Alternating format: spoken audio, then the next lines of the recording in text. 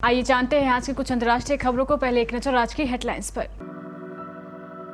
बिहार में फिलहाल लॉकडाउन नहीं, नाइट कर्फ्यू समेत कई पाबंदियां लागू। दिल्ली का दम निकालने लगा ओमिक्रॉन, 82 गुना बढ़े कोरोना केस। मुस्लिम महिलाओं की नीलामी वाले ऐप केस में 18 साल की श्वेता गिरफ्तार। झारखंड, पेड़ काटकर बेचने वाले युवक से नाराज से ग्रामीण जिंदा जला डाला। कृषि कानून रद्द होने के बाद पहली बार पीएम मोदी का पंजाब दौरा। ओमिक्रॉन वेरिएंट कोरोना महामारी के अंत की शुरुआत, जाने वैज्ञानिकों ने क्या कहा। यह हमारे लिए धर्म युद्ध है, तेलंगाना भाजपा अध्यक्ष की गिरफ्तारी पर बोले जेपी नड्डा। कंगना के लिए खुशखबरी, जावेद अख्तर की मांग खारिज।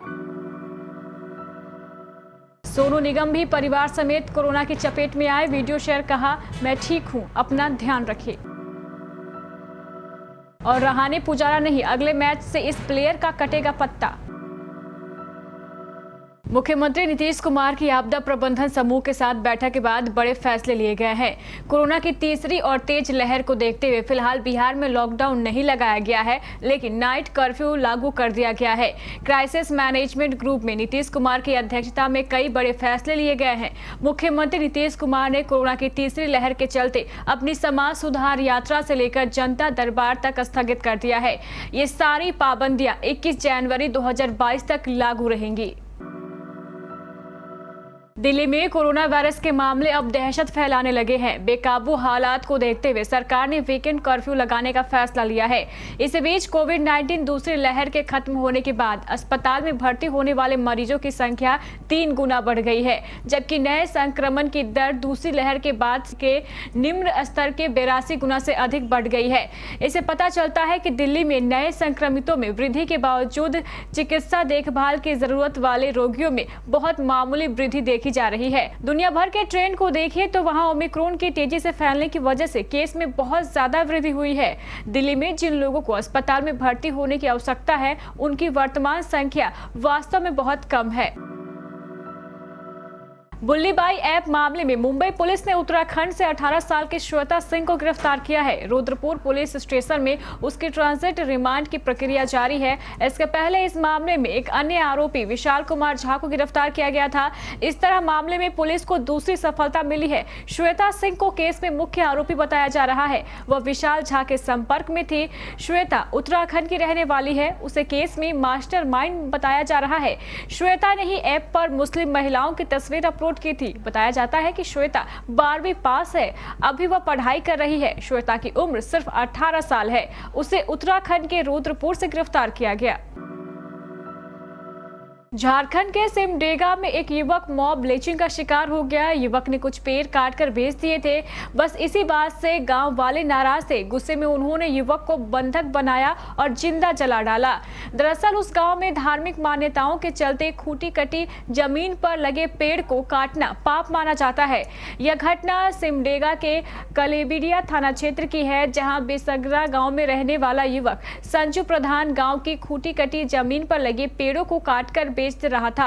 मगर गांव में खूटी कटी जमीन पर मौजूद पेड़ों को काटना धार्मिक मान्यताओं के अनुसार वर्जित है। गांव वालों ने कई बार इस बात की शिकायत वन विभाग से भी की थी, लेकिन वन विभाग उदासीन बना रहा था। प्रधानमंत्री नरेंद्र मोदी आज यानी 5 जनवरी को पंजाब के फिरोजपुर का दौरा करेंगे और इस दौरान वह राज्य में 42,750 करोड़ रुपए से ज्यादा की लागत के कई विकास परियोजनाओं का शिलान्यास भी करेंगे। पीएमओ ने एक बयान में कहा है कि इस दौरे के दौरान पीएम दिल्ली अमृतसर कटरा एक्सप्रेसवे, अमृतसर ऊना खंड को 4 लेन में परिवर्तित करने, मुरेरिया तलवारा रेल लाइन का अमान परिवर्तन, फिरोजपुर में पीजीआई सैटेलाइट केंद्र और कपूरथला व होशियारपुर में 2 नए चिकित्सा महाविद्यालयों का स्थापना संबंधित परियोजनाओं की आधारशिला रखेंगे।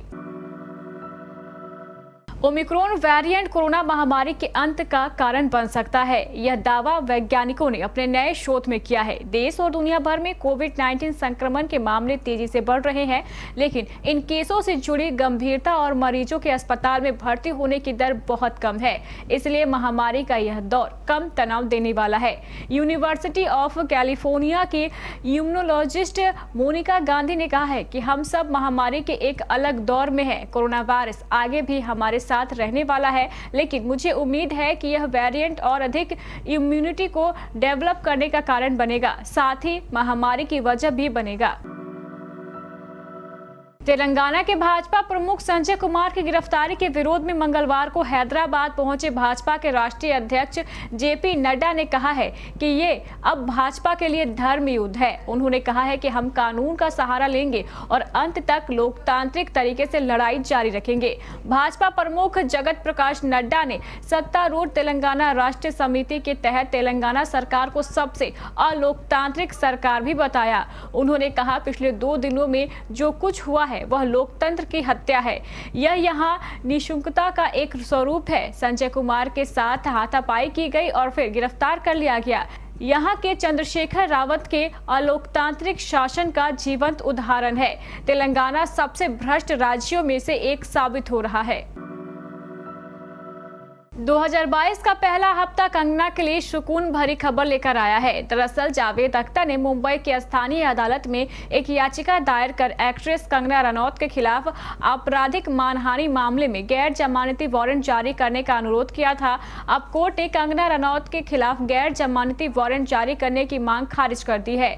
जावेद अख्तर के वकील जय भानुशाली ने बताया है कि अगली सुनवाई अंधेरी मेट्रोपॉलिटन मजिस्ट्रेट में 1 फरवरी को होगी। कोरोना वायरस ने देश भर में एक बार फिर तेजी से लोगों को अपनी चपेट में लेना शुरू कर दिया है। रोजाना हजारों लोग कोरोना वायरस से संक्रमित हो रहे हैं और ये स्थिति दिन ब दिन खराब होती जा रही है। फिल्मी दुनिया से जुड़े सितारे भी कोरोना वायरस से बच नहीं पा रहे हैं। बीते कुछ ही दिनों में बॉलीवुड के कई सेलेब्स कोरोना वायरस से संक्रमित हो चुके हैं और अब इस लिस्ट में मशहूर सिंगर सोनू निगम का नाम भी जुड़ गया है। जी हाँ, सोनू निगम कोरोना वायरस से संक्रमित पाए गए हैं। सोनू निगम के साथ उनका बेटा निवान और पत्नी मधुरिमा निगम भी कोरोना वायरस से संक्रमित है। हालांकि सोनू निगम इन दिनों दुबई में है और वह वहीं पर क्वारंटीन में है। सिंगर ने सोशल मीडिया पर अपना एक वीडियो शेयर किया है, जिसमें उन्होंने खुद के कोरोना पॉजिटिव होने की जानकारी देते हुए लोगों को अपना ध्यान रखने की बात कही है। टीम इंडिया इस वक्त साउथ अफ्रीका के खिलाफ 3 मैचों की टेस्ट सीरीज के दूसरे मुकाबले में भिड़ रही है। भारतीय टीम पहले ही पहला टेस्ट जीतने के बाद सीरीज में 1-0 से आगे है। दूसरे टेस्ट मैच से ठीक पहले ये बात हो रही थी कि अगर टीम के दिग्गज बल्लेबाज अजिंक्य रहाणे और चेतेश्वर पुजारा इस मैच में भी फ्लॉप रहते हैं तो टीम से उनका बाहर होना तय है। लेकिन टीम में एक और बल्लेबाज ऐसा है जो इन दोनों खिलाड़ियों से पहले ही बाहर हो जाएगा।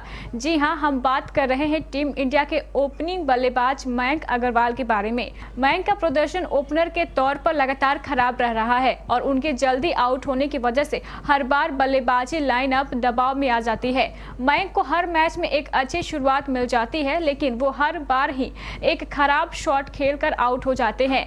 पहली पारी में सिर्फ 26 रन बनाने वाले मयंक दूसरी पारी में सिर्फ 23 रन ही बना पाए। मयंक पर टीम इंडिया को मजबूत शुरुआत दिलाने की जिम्मेदारी थी, लेकिन वो फ्लॉप साबित हुए। अब मयंक का टीम से बाहर जाने का समय आ चुका है।